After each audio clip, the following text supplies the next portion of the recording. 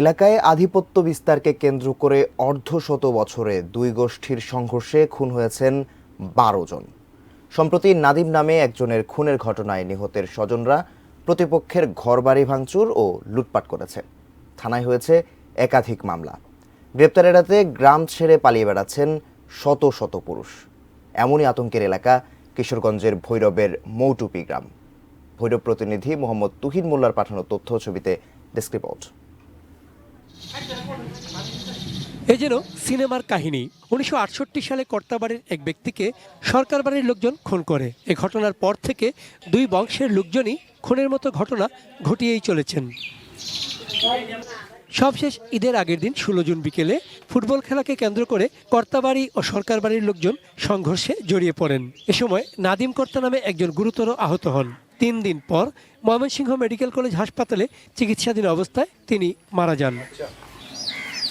এরপরই সরকার বাড়ির ৩০টি বাড়ি ভাঙচুর ও লুটপাটের অভিযোগের আঙুল ওঠে কর্তাবাড়ির প্রতি। থানায় হয় হত্যা মামলা। গ্রেপ্তার এড়াতে সরকার বাড়ির লোকজন হয়েছেন গ্রাম ছাড়া। লাস্টের নিজের ছোট ভাইয়ের লাশ দেখতে হইলো। আমার ভাইকে ঈদের আগের দিন হত্যা করেছিল ওই আবু বকরের ফ্যামিলি। ৩ মার্ডার আছে, আরেকজন ৪টা ৫টা মার্ডার। মহিলার বাড়ি ঢুকলো, কর্তা বাড়ির বেড়াইতে দুই দিনের বেড়াইতে আক্রমণ করতে চাই, বাড়ি মেয়ে ঢুকবার দেয় নাই।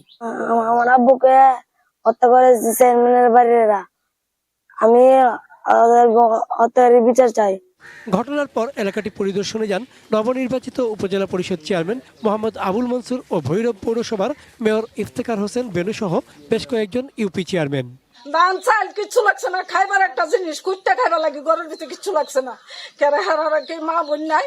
আর গটর তো যা জিনিস মাল সামান আছে সব চলে গেছে কিস্তানি। আমার রাস্তা আগুনে জ্বলে ৩টার সময় ঘুরে লাগছে। আসামিদের গ্রেপ্তারের চেষ্টা চলছে। এলাকায় অস্থায়ী পুলিশ ক্যাম্প বসানো হয়েছে, জানালেন এই পুলিশ কর্মকর্তা। কর্তবাড়ির পক্ষে